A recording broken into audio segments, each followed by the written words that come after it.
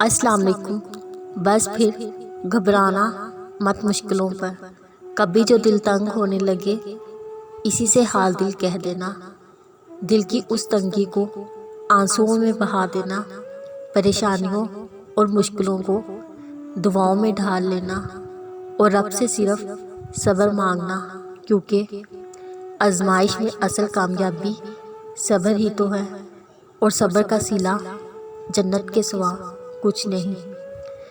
وہ تمہاری تڑپ سے کیسے ناواقف ہو سکتا ہے جس نے تمہاری تخلیق سے پہلے یہ فرمان رکھا ہے، ہم تمہاری شہ رگ سے بھی زیادہ تمہارے قریب ہیں۔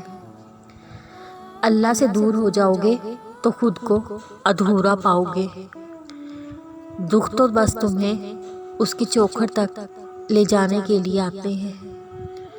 ہو سکتا ہے جو اللہ نے تم سے لیا ہے اسے ہی بہترین بنا کر تمہیں دے دیا جائے۔ تمہاری دعائیں تمہارے یقین، صبر اور توکل کا امتحان ہے۔ بس پھر صبر کرو اور دعا کرنا کبھی مت چھوڑنا، پھر دیکھو تم اپنی دعاؤں سے وہ بھی پالو گے جو تمہارا نہیں۔ اگر یقین رکھتے ہو حالات سے نا امید مت ہونا، کیونکہ معجزے یقین والوں کے لیے ہوتے ہیں اور معجزے روز ہوتے ہیں۔ تو پھر ڈرو مت، تم جہاں کہیں بھی ہو اللہ تمہارے ساتھ ہے۔ وہ بس آزماتا ہے میرا بندہ میری محبت کے لیے صبر کی کس حد تک جاتا ہے۔ اچھے اعمال ہی انسان کو رب سے ملواتے ہیں۔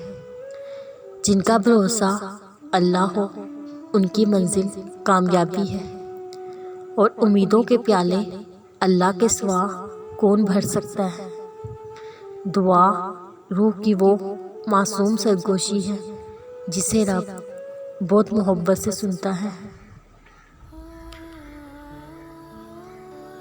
میں اپنا معاملہ اللہ تعالیٰ کے سپرد کرتا ہوں، یقیناً اللہ تعالیٰ بندوں کا نگران ہے، اور جو نصیب سے بھی نہ مل سکا دیکھنا اللہ وہ تمہیں عطا کر دے گا۔